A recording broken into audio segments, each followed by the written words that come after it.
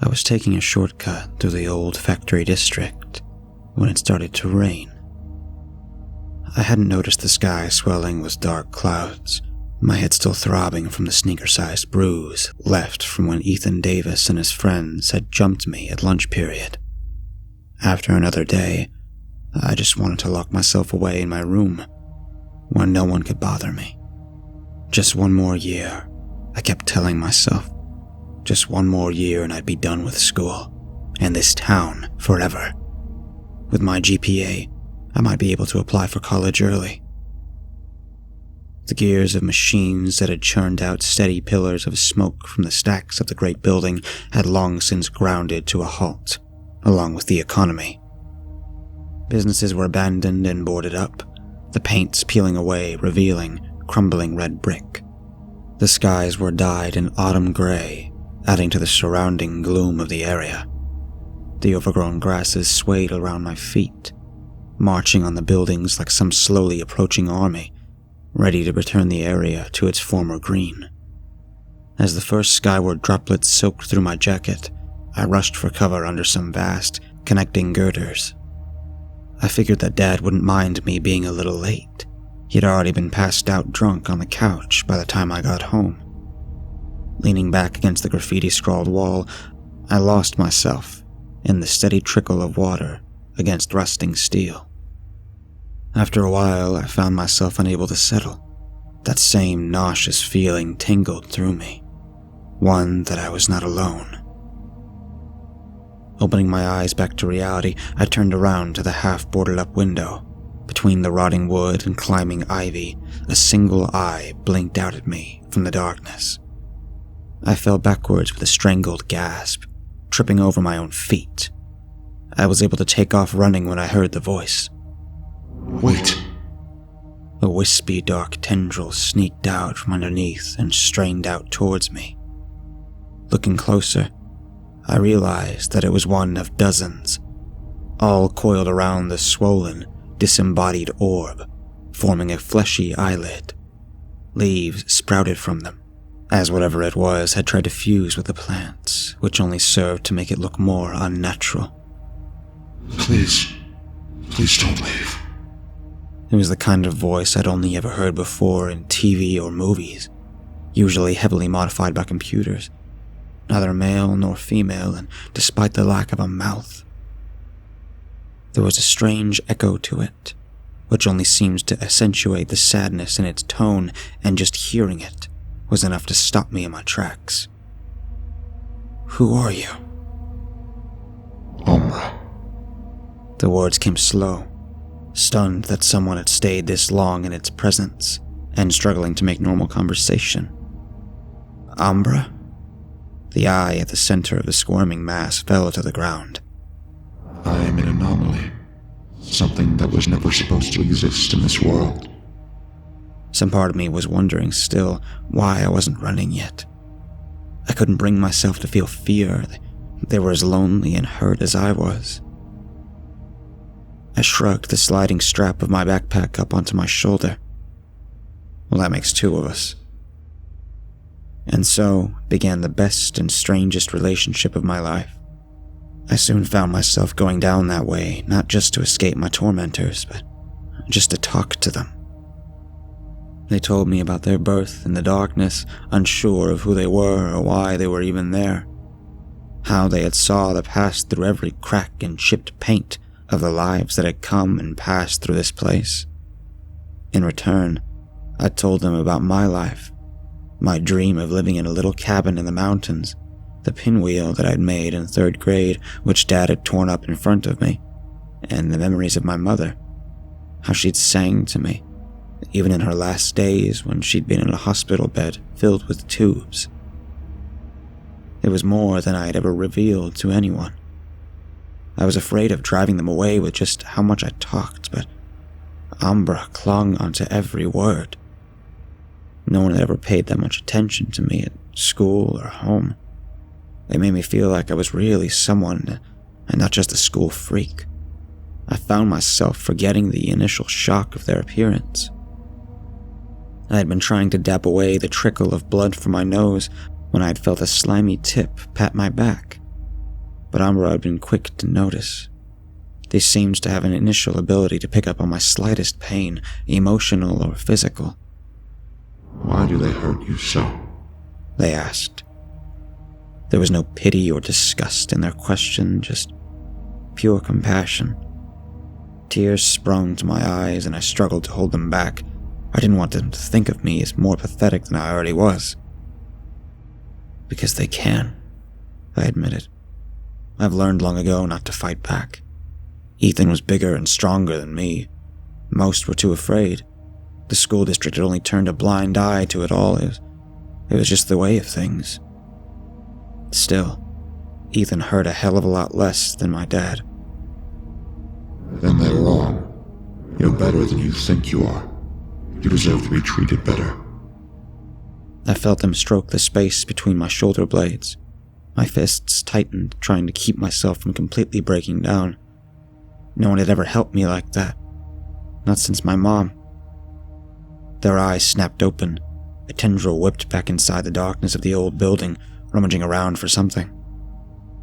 They returned with a red rose twisted in their grip, holding it out towards me, scarlet petals shivering in the cold air. My mouth fell open, fingers retreating from my face to take it. One stray drop of blood oozed down from under my fingernail, splashing against the surface of the wriggling skin. Umbra's eyes shot open, pupil shrinking to a near invisible dot. The white seemed to bubble upwards like a freshly cracked egg on a heated frying pan, their tentacles convulsing around it. Before I was able to tear away, the plank of wood separated us to save them. Umbra's eyes split open to form another separate one. I found myself faced with two cold, blue irises staring back at me. I didn't know whether to laugh or scream. Your eyes, how did you do that? Both eyes shifted around in a way that was both familiar and deeply wrong, exploring their sudden and newfound perception. They seemed just as confused as I was about the whole thing. I'm not sure, they offered. It was you more than anyone else. Your blood, when it touches my flesh. I stared down at my hand, smearing a crusted pink from the half-dried blood. I did that? I wondered out loud. It appears so. Umbra sighed, staring down at their tendrils. If only I had hands, they breathed. I stepped forward. There's still a little left, I started. Umbra's new eyes closed, tentacles swaying around as it shook its non-existent head. No, they answered. I refused to let you harm yourself for me. It wouldn't be enough anyway. Their voice faded back into the decaying silence as both eyes fixed in a deep frown of concentration. I'd never seen them with such an intense expression before. The pit of my stomach tightened. I think I have a way. The eyes fell on me. My heart began to pound as they filled my vision. I want you to bring the one who has caused you so much pain to this place. To me. A strangled cry escaped my mouth. Ethan? No. If he found you, he'd hurt you. I won't do it. I can't. Just trust me. Their wiry tendril curled around my index finger like a ring, silencing the growing fears in my head. When I saw the look in both their eyes, one that I knew was reserved for me, I knew that it would do anything for me. As the bell had signaled the end of the school day, I had made a point of sneaking around where Ethan could see me. They hadn't gotten a rise out of me for days, and most of his friends had lost interest, but Ethan was as determined as ever. Every day he would poke and prod, trying to trigger a reaction, and seeing me deviate from my normal routine was blood on the water, which he followed me with shark-like precision. I winced as a crumpled beer can bounced off the back of my skull with a tinny crack, but I just kept walking. Hey, Peterson, he brayed out. What's the rush? What, you too good to talk to me anymore? The padding grasses turned into crunched gravel as he followed me further into the abandoned area. I prayed that they would be right. Fresh pain brushed across my abused nerves as blunt fingernails dug into my shoulder and wrenched me around to the sight of Ethan's pasty, snarling face. "Don't ignore me, you creepy shit," he barked. "What the hell are you even doing out in this shithole?"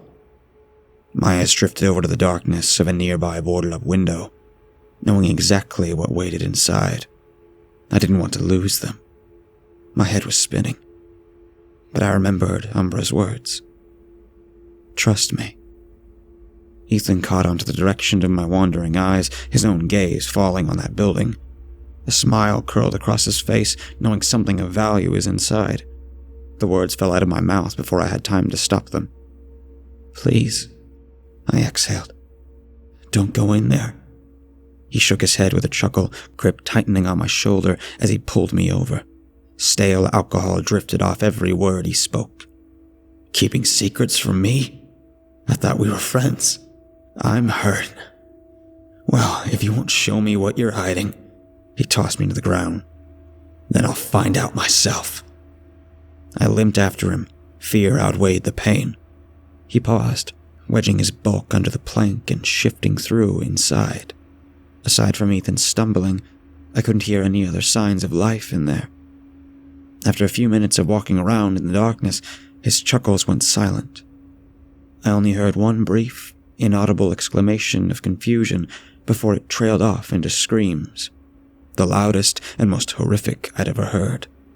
It was as if his very throat was being torn out. As quickly as it happened, it reverted into silence. "Umbra," I called out, my voice bouncing off the vacant walls. My fingers clamp around the rain-soaked wood as I squinted in. Inside of the inhuman tendrils I'd become used to, a pair of hands reached out. They were almost human, but a dark gray in color. The thick, twisting fingers that had brushed against the tips of my own outreached ones, the black fingernails pointing into steely tips. They were massive, the palms encompassing my own hands, eyes hovering forward out of the darkness. My chest sagged in relief when I saw Umbra's pale blue eyes instead of Ethan's greenish glare. "Umbra, is he?" I began. "Yes, he's gone." Emotion welled in my throat. Warmth flowed down my spine like the sun shining on my back. "Thank you." The hands reached up to cup my face, thumbs stroking over my cheekbones, moving around to the back of my head, to thread through my hair. Even with the size and sharpness, there wasn't a single millisecond of pain. My breath hitched to my throat. The tenderness with which they touched me was something that I once resigned myself to ever experiencing in my life. It was all that existed in that moment. It felt like home. "Are you happy?" They asked. "God, yes. So happy, Umbra." "I can make all the pain disappear." My eyes opened as they went on. "I wouldn't just have hands. I'd have a whole body to hold you with. I can punish all those who have ever hurt you. Would you like that?" My lower lip trembled. I couldn't try to deny it, but the answer was already there. Yes. More than anything. Their eyes remained unblinking, focused on me. "Then bring them all to me." It was easier than I expected. I promised them drugs and lured them down, urging them inside. They compiled and one by one met their fate in the dark. Like Ethan, a brief scream would resound out before being cut off by silence, and they were gone from my life forever. Each new person brought in a new feature to Umbra's form, arms, a mouth, a nose, until they had a complete face. Every day, I find something new about them to fawn over. The joy that bubbled up inside me at knowing they would never hurt me or anyone else overshadowed any doubts. Unfortunately, even in a dead town like this, the disappearances of 4 people didn't go unnoticed.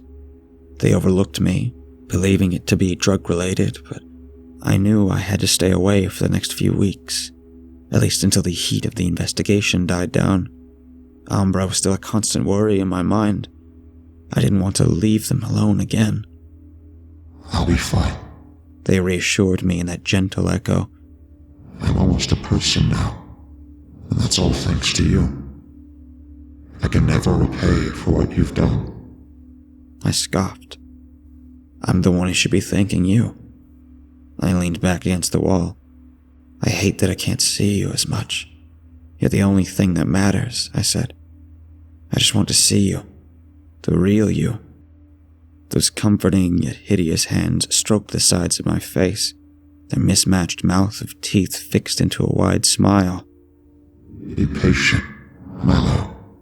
My time will come. In the passing days, Umbra was always on my mind. I craved their presence like a drug. Even Dad noticed my sudden shift in mood. At dinner, he squinted over the table at me as I prodded the amorphous green mass of reheated peas that sat on my dinner plate with my fork. Unshaven, with his paunch protruding out of his grease-spotted shirt. My lower eyelids twitched as he struggled to maintain focus on me for more than a few seconds. "The hell's wrong with you?" he slurred out. "Nothing," I mumbled. He slammed down his can onto the kitchen table, spraying foam everywhere. I stared at the ground as I inwardly numbed myself to another inebriated rant. "Sometimes I don't even know why I try. I work hard all day to put food on the table and come home to your shitty attitude," he exclaimed. He hadn't worked for the past 3 months. I would have rolled my eyes, but I didn't want to get another concussion. His voice faded into the foreground, replaced by thoughts of Amra. Under the flickering kitchen light, the unshaven, blotchy features of my father seemed more monstrous than what they could ever be. I wished with every fiber of my being that I could be there with them, and that we could both leave this place behind, to go live somewhere remote, where no one could ever bother us. Where it would just be us, forever. After he seemed satisfied by his own voice, my father gave a sneer before lumberjacking back to the living room for a well-deserved viewing of the latest football game and a few more beers. Not wanting to stomach the sight of my half-eaten dinner, I hurled it into the sink, where it clattered along with the ever-growing pile of unwashed dishes before storming to my own room. I was teetering on the edge, ready to plunge. Only Umbra kept me teetering to this world. I had no idea what I would do without them. It was then and there that I decided that I was done waiting. One final part to complete the person I loved, and one less pain in my life. Luring the old bastard out was like dangling a piece of cheese on a string over a rat.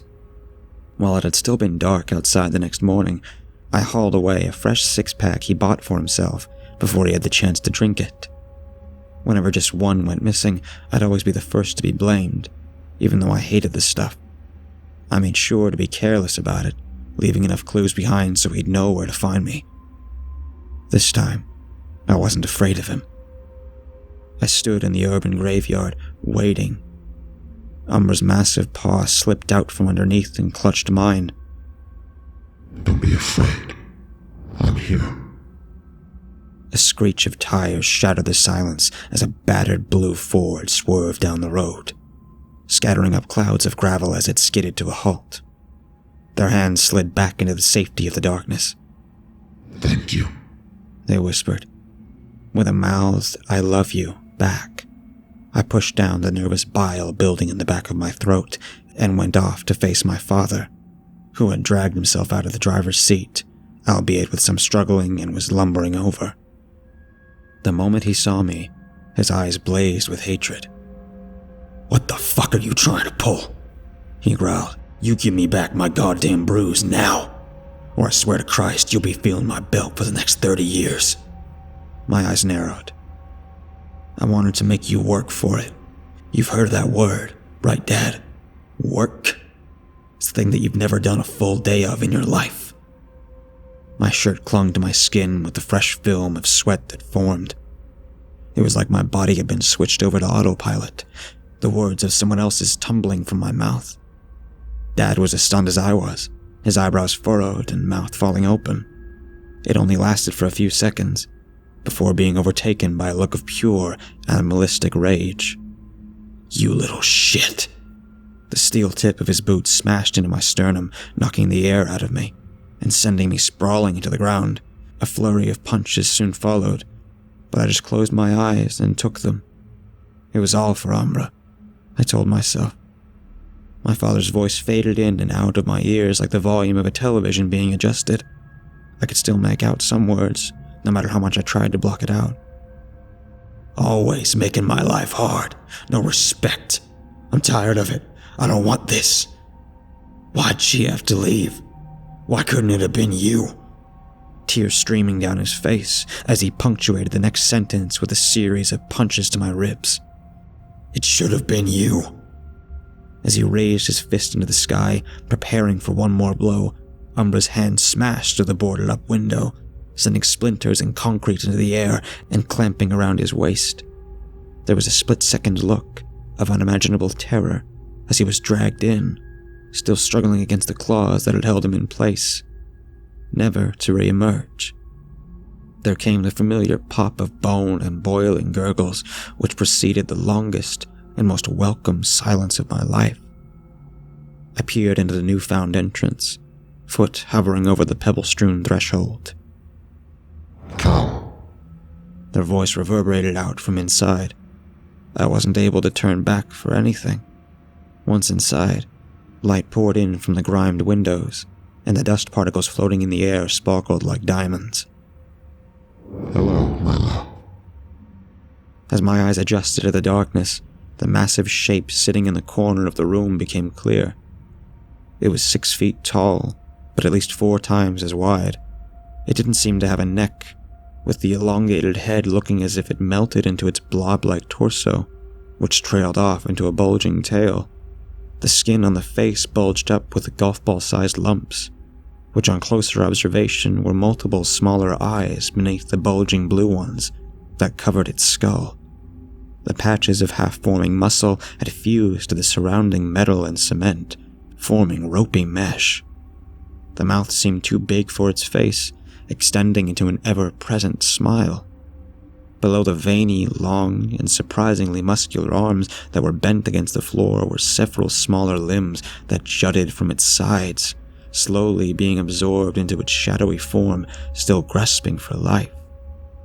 Tiny black tendrils lined its forearms, wriggling in the air like maggots trying to burrow into the flesh. Yellowish globules of fat spilled forward from its waist, where the skin had split under its immense mass. I should have screamed my lungs out at the sight, but when they looked at me, I knew there was nothing to fear. "You're beautiful," I choked out. Umbra's already texed smile seemed to widen even more. The second those elongated arms opened, I found myself running for them. Before I even knew it, I found myself nestled against their hills of flesh, comforted by their terrible but gentle arms. Everything else ceased to exist. There was only each other. No more pain, hiding, or fear. The true monsters, the ones that had haunted my existence for so long, were gone. All because of them. Every moment of agony we both endured was worth it. Finally safe from the world. I didn't even care if they weren't human. I loved them. I knew I loved them. They were here now, and they would never leave. I would never need anyone else in my life but them. Umbra, my loving shadow.